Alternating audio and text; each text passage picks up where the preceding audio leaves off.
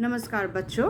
आज मैं आपको भाई बहन नामक कहानी पढ़ाने जा रही हूँ, जिसके रचयिता बंग महिला हैं, यानी राजेंद्र बाला घोष। तो उनका असली नाम जो है राजेंद्र बाला घोष, और ये जो बंग महिला उपनाम है यह उन्हें रामचंद्र शुक्ल जी ने दिया था। ठीक है, तो कहानी शुरू करने के पहले मैं आपको पहले लेखक परिचय जो है, लेखिका का परिचय, उसमें से जो इम्पोर्टेंट है वो मैं आपको बता देती हूँ। देखो, उनका जन्म जो है मतलब राजेंद्र बाला घोष, उनका जन्म सन 1882 मतलब 1882 साल में हुआ था। तो इनके पिता जो हैं बाबू राम, उनका नाम था प्रसन्न घोष। वे मिर्ज़ापुर के प्रतिष्ठित नागरिक थे। वह जॉर्डन कंपनी के अधिकारी थे। उनकी माता जो हैं उनका नाम था नीरद वासिनी घोष, विदुषी महिला थी, काफ़ी पढ़ी लिखी थी, और माता के संरक्षण में ही इनकी शिक्षा दीक्षा हुई थी। इन्हें बंग महिला की जो उपाधि है, नाम डॉक्टर रामचंद्र शुक्ल ने दिया था, और इन्होंने लेख, जीवनी, कहानी आदि से हिंदी साहित्य में समृद्ध प्राप्त किया। तो इनकी जो प्रमुख रचनाएं हैं, जो मैं बोलूँगी उन्हें आप लोग अंडरलाइन कर लेना, जो इम्पॉर्टेंट है परीक्षा के लिए। जैसे कुंभ की छोटी बहू, अच्छा, दुलाई वाली सबसे इम्पॉर्टेंट है। दुलाई वाली, भाई बहन, हृदय प्रतीक्षा, मन की दृढ़ता आदि उनकी कहानियाँ हैं। इसके अलावा जो है स्त्रियों की शिक्षा, हमारे देश की स्त्रियों की दशा आदि उनके लेख लिखे हैं। दुलाई वाली जो कहानी है वह उनकी सबसे प्रसिद्ध कहानी है। हिंदी की प्रथम मौलिक कहानी के नाम से वह प्रसिद्ध है, और उनकी जो कहानियाँ हैं वह कहाँ पर संग्रहित है? कुसुम, ठीक है, कुसुम में संग्रहित है। उनकी सारी कहानियाँ कुसुम नामक जो वॉल्यूम है उसमें संग्रहित है। श्रीमती बंग महिला की यह रचना सन 1908, तो ये जो भाई बहन रचना है ये वह 1908 में बाल प्रभाकर में जो है वह प्रकाशित हुआ था, खंड 3 में। ठीक है, खंड 3 अंक 1 में है, में प्रकाशित हुई थी। इसमें स्वदेश और स्वदेशी वस्तुओं की ओर सरल शब्दों में बालकों का ध्यान आकृष्ट किया है। तो यह आज़ादी के पहले की कहानी है, और बच्चों का मन जो है स्वदेशी वस्तुओं के प्रति आकर्षित करने के लिए यह लिखा गया है।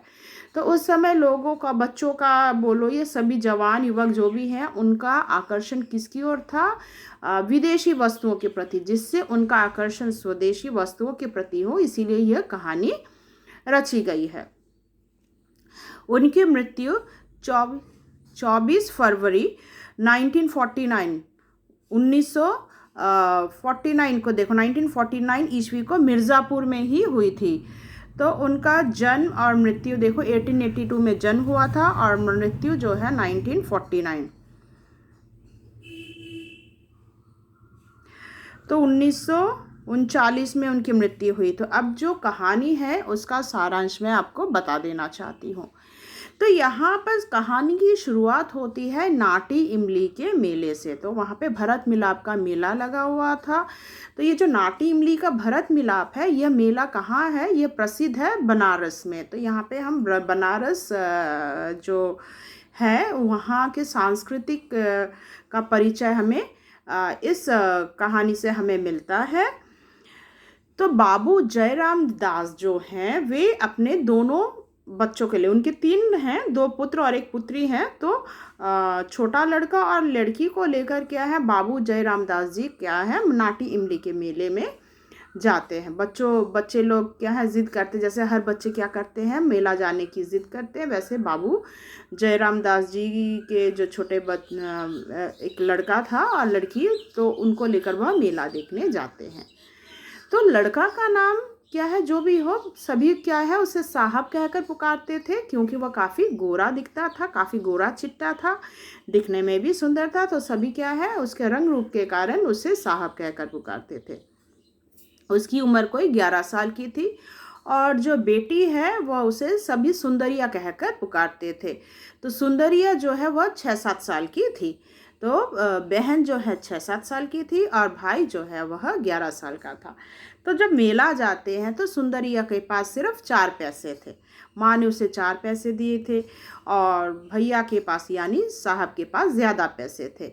तो वो हमेशा वो सुंदरिया जो है 4 पैसे से बहुत कुछ खरीदना चाहती थी, पर तब भाई उसे समझाते हैं, उसके जो भैया हैं, कि 4 पैसे में सिर्फ 4 ही चीज़ आएंगे, मेरे पास तो बहुत सारे पैसे हैं, क्या है इससे क्या है मैं अनगिनत चीज़ खरीद सकूँगा। इस पर बहन जो है वह बोलती है, क्या तुम जो खरीदोगे उसमें से मुझे कुछ नहीं दोगे? तो इस बात पर क्या है साहब को लज्जित होना पड़ा था। ठीक है, अब देखो यहाँ पे माँ सुंदरिया भी जो है ना, उसके पास कम पैसे हैं, इसको लेकर वह कभी भी अफसोस नहीं करती, क्योंकि माँ ने उसे समझाया था कि वह उम्र में छोटी है, इसीलिए जो छोटे होते हैं उनको कम हिस्सा मिलता है और जो बड़े हैं उनको ज़्यादा हिस्सा मिलता है, इसीलिए वह इस बात को लेकर वह कभी भी असंतुष्ट नहीं थी।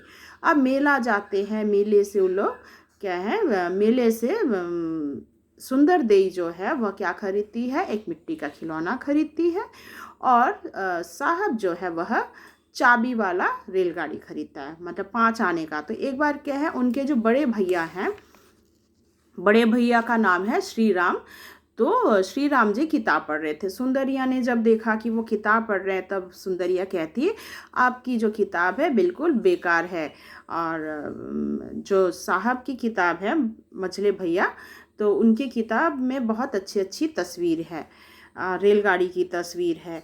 तब साहब कहता है कि मेरे पास तो खिलौने के भी सुंदर रेलगाड़ी है। तो बस खिलौने का चाबी वाला रेलगाड़ी लेकर आता है।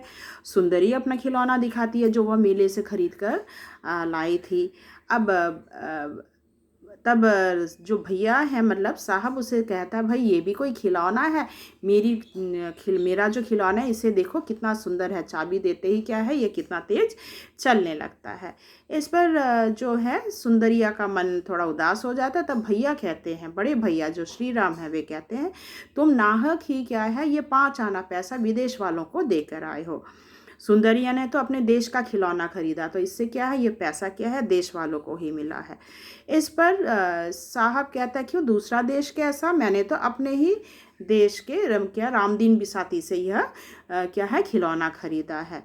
तब क्या है भैया कहते हैं, खरीदा तो तुमने रामदीन बिसाती से ही है, मगर खिलौना जो बनकर आया है यहाँ पर जर्मन के कारीगर ने बनाया है। तो क्या है ये पैसा जो है जर्मन वालों के पास ही चला गया। यदि क्या है हमारे देश की खिलौने अगर खरीदे जाए तो हमारे देश के जितने भी कारीगर हैं, कुम्हार हैं, वे भूखे ना मरे। हमारे यहाँ तो एक वक्त का भोजन भी किसी को ढंग से नहीं मिलता। हमारे देश के लोग गरीब से गरीब होते जा रहे हैं, अधम से अधम होते जा रहे हैं, दुबले पतले होते जा रहे हैं, और क्या जर्मन के कारीगर या विदेश में क्या है वे लोग मोटे ताजे होते जा रहे हैं, हमारा ही खून चूस कर तगड़े होते जा रहे हैं।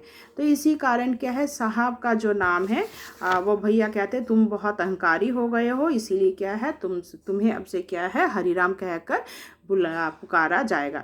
यदि तुम बड़े होकर या कुछ करते हो अपने देश के लिए तो यह देश का हित होगा। तो ये बात जो है हरिराम के दिमाग में बैठ जाता है, और वह जब बड़ा होता है तो वह क्या करता है अपने देश के लिए वह काम करता है। वह बहुत बड़ा क्या वकील बनता है, मगर फिर वह अपने ही पैसे से क्या है मातृ भंडार नामक दुकान खोलता है, जहाँ पर हर वस्तु मतलब हमारे देश की देशीय वस्तु जो है उस भंडार में मिलता है।